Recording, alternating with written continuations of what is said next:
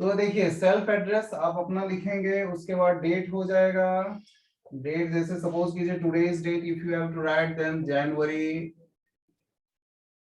जैन भी लिख सकते, जनवरी 6 2022 ऐसे करके लिख देंगे। उसके बाद एक लाइन छोड़ देंगे, रिसीवर्स एड्रेस हो जाएगा।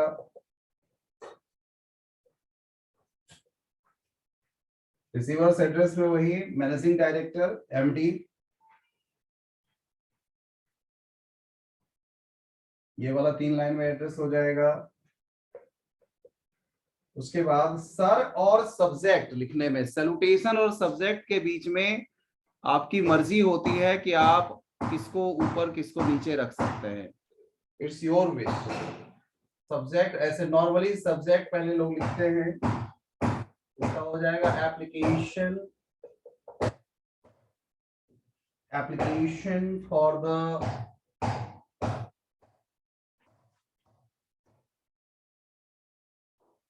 application for the post of accounts officer, ये सब्जेक्ट में आ जाएगा।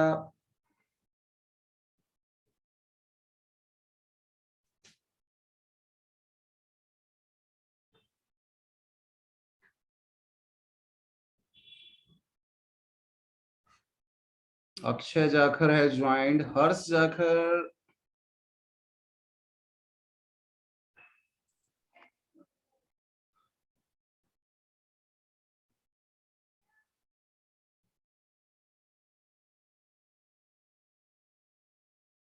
जाखर रोल नंबर ऐड कीजिए बेटा। प्रणाम सर। प्रणाम बेटा, रोल नंबर ऐड कर लीजिए। Application for the post of account officer हो जाएगा ये यहाँ पे।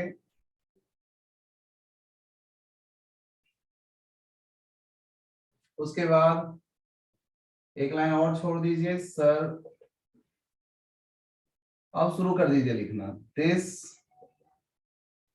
Is in response to your advertisement in, ये न्यूज़पेपर का नाम यहां दे दीजिए, डेटेड, यहां डेट हो जाएगा, I wish to apply for the same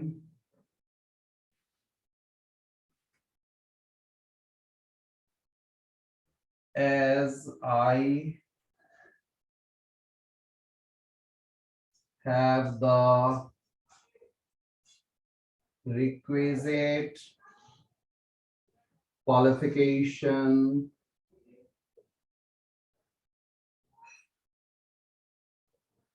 qualifications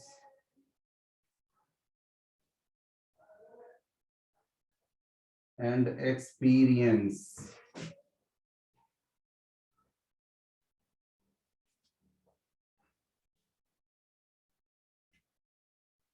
my resume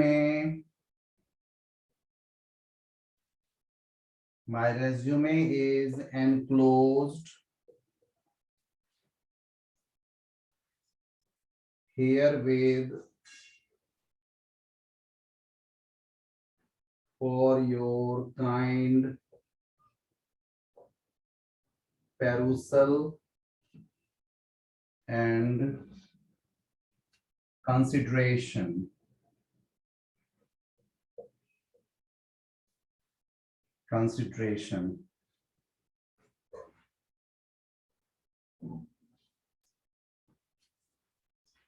ये लिख लीजिए, फिर हम दूसरे उस पे आएंगे।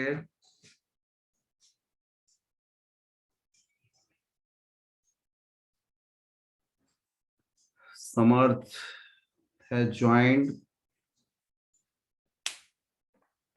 और समर्थ are you okay?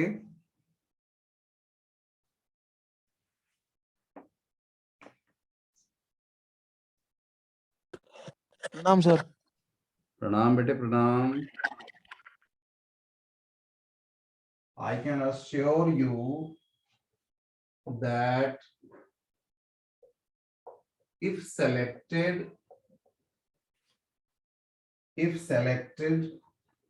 I shall prove to be an asset. यानी मैं एक asset साबित होऊंगा to your company. क्योंकि कंपनी है यहाँ पर इसलिए कंपनी हो गया। थैंकिंग यू या थैंक यू एक लाइन छोड़नी है।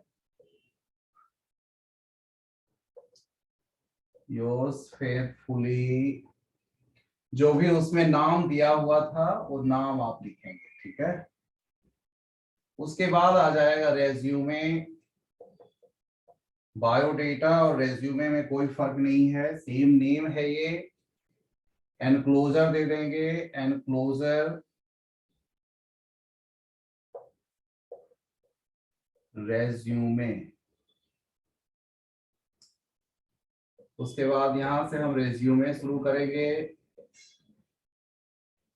जिसमें वैसे ही नेम, जो चीज बताए थे वही सब कुछ हो जाएगा इसमें। नेम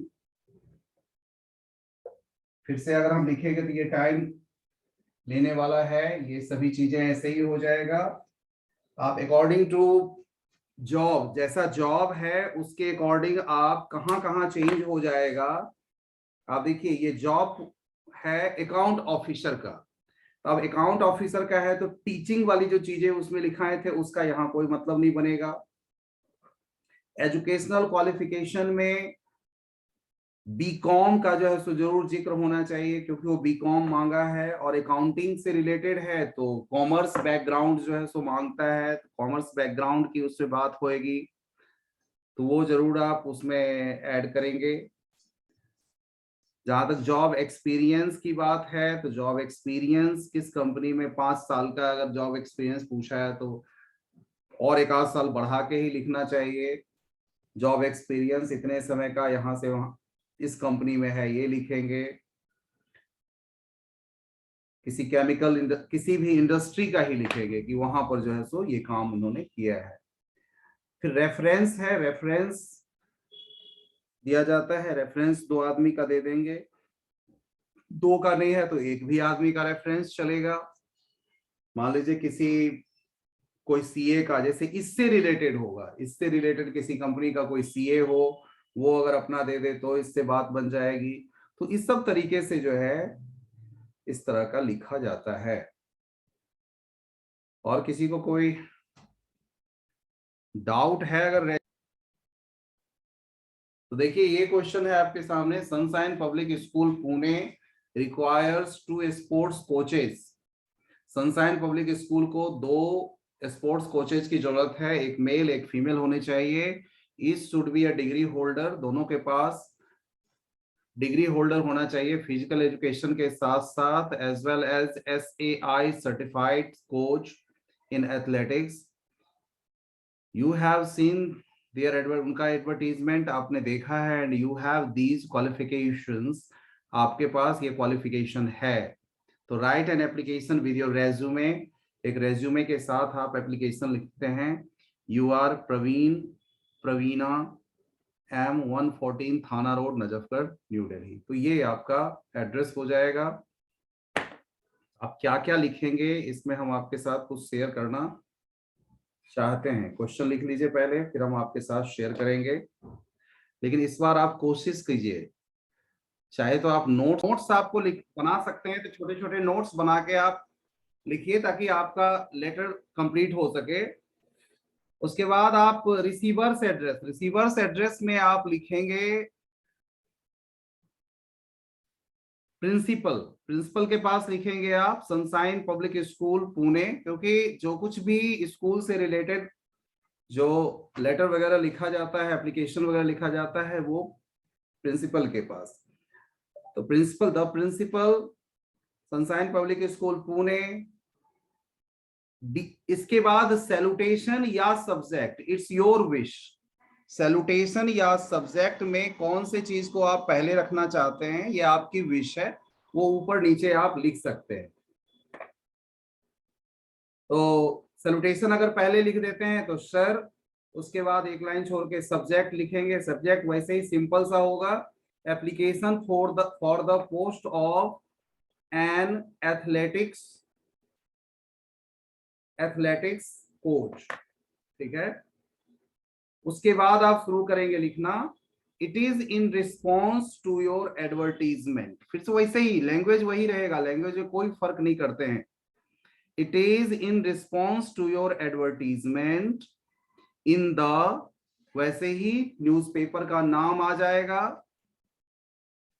न्यूज़पेपर का नाम आ जाएगा, डेटेड, डेट आ जाएगा, उसके बाद कितने तारीख को, for the post of a, किस पोस्ट के लिए आप अप्लाई कर रहे हैं, मेल के लिए या फीमेल के लिए, वो हो जाएगा। अगर boy will write as male coach, girl will write as female coach.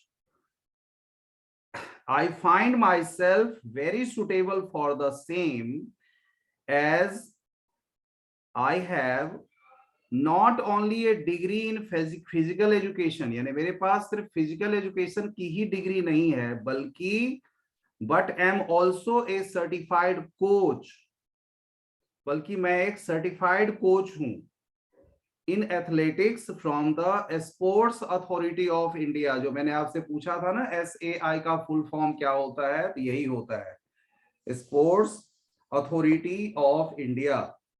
Having an experience of 5 years, 5 साल का मेरा अनुभव भी है।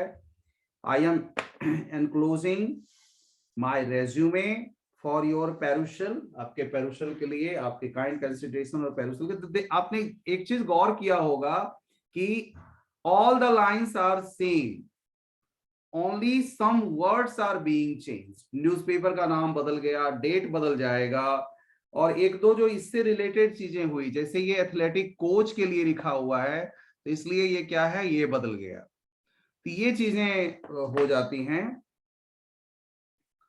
experience of I am enclosing my resume for your kind perusal and consideration।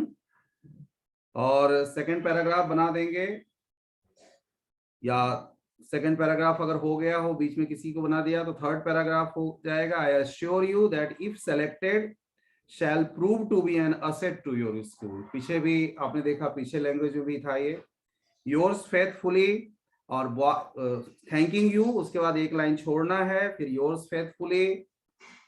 वैसे ही Praveen, boy will sign as, in this case boy will sign as Praveen and girl will sign as Praveena. उसके बाद रेज्यूमे आप तैयार कर देंगे। रेज्यूमे में वही चीज, name, father's name, date of birth, address, marital status, phone number, email ID, educational qualification.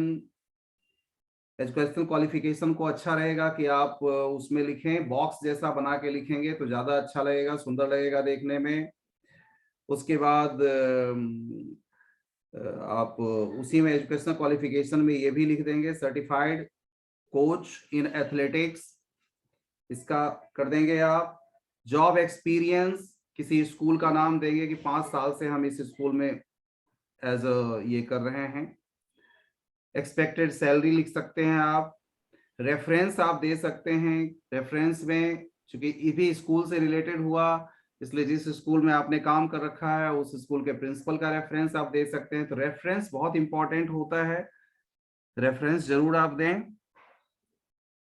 और इस तरह से उसके बाद जो है सो अपनी हॉबी लिख सकते हैं, कुछ अपने कुछ प्लस पॉइंट्स आपके अंदर है, वो आपके स्ट्रेंथ में आएगा, वो लिख सकते हैं आप। इसके बाद आप डेक्लेरेशन दे देंगे। डेक्लेरेशन के बाद नीचे जो है सो अपना नेम लिखेंगे, उसी के ऊपर सिग्नेचर हो जाएगा, डेट हो जाएगा। इस तरह से आपका ये लेटर कंप्लीट हो जाता है। तो बताइए, आप में से किसी को कोई डाउट है इसके बारे